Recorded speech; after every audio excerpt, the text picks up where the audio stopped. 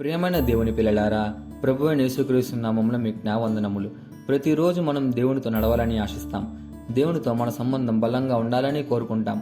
అలా ఆయనతో మన సంబంధాన్ని బలంగా నిలిపే పునాది విశ్వాసం మాత్రమే.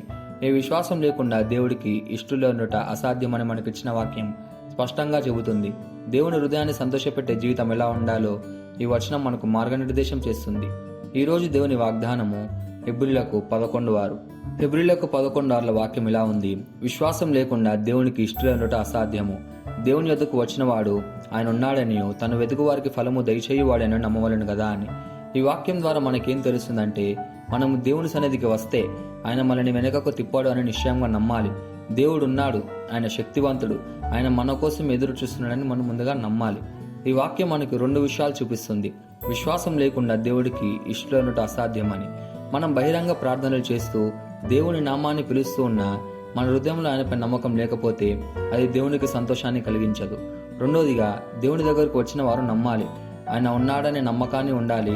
అంతేకాదు, ఆయనను వెతుకు వారికి ఆయన ప్రతిఫలం ఇస్తాడన్న విశ్వాసం మనలో ఉండాలి. ఈ 2 విషయాలు పరిపూర్ణమైతే మన జీవితం విజయవంతంగా సాగిపోతుంది. మనం దేవునిపై నమ్మకంతో జీవిస్తే ఆయన మన జీవితాన్ని మహిమపరుస్తాడు.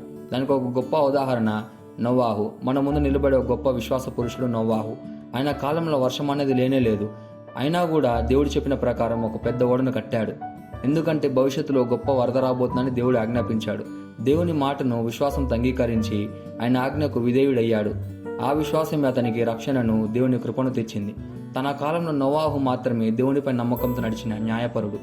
అతడు ఇప్పటికీ మనకు విశ్వాసంలో గొప్ప రోల్ మోడల్. దేవుడు చెప్పినది జరిగే వరకు విశ్వాసంతో ఎదురు చూసిన వ్యక్తి నోవాహు. నోవాహు తన కుటుంబానికి మాత్రమే కాదు, మనకి విశ్వాసంలో ఎలా నిలబడాలో చూపించిన ఆత్మీయ నాయకుడు. దీన్ని మన జీవితానికి ఎలా తీసుకోవాలంటే, ప్రతిరోజు విశ్వాసంతో ప్రార్థన చేయాలి. దేవుడు నన్ను వింటున్నాడు అనే నమ్మకంతో ప్రార్థించాలి. రెండోదిగా, ఎన్ని కష్టాలు వచ్చినా దేవునిపై నమ్మకాన్ని కోల్పోకూడదు. మూడవది, ప్రతిరోజు బైబిల్ చదవండి, ప్రార్థన చేయండి, దేవుడితో సహవాసం పెంచుకోండి. ఇవన్నీ మన విశ్వాసాన్ని బలోపేతం చేస్తాయి. ఈ వాక్యాన్ని మనం స్వతంత్రించలాగా మనం ప్రార్థన చేద్దాం. మమ్మల్ని మిక్కిలిగా ప్రేమించిన ప్రియ పరలోకపు తండ్రి, నీకే కృతజ్ఞతాస్తుతులు వందనాలు చేయించుకుంటున్నాం ప్రభువా. ఈరోజు నీ మా హృదయానికి చెప్పిన వాక్యాన్ని బట్టి నీకే కృతజ్ఞతలు తెలియచుకుంటున్నాము. మేము విశ్వాసంలో బలంగా నిలబడే శక్తి మాకు దయచేయము. నోవాహు లాంటి విశ్వాసాన్ని మా జీవితాల్లో పెంపొందించము. ఎన్ని కష్టాలు వచ్చినా నేను విడవకుండా నేను వెతుకుతూ ఉండే శక్తిని మాకు ఇవ్వు. ఈరోజు మా జీవితంలో నీవు మహిమపరచబడాలని ప్రార్థిస్తూ యేసుక్రీస్తు నామములో అడుగుచున్నాము తండ్రి, ఆమేన్.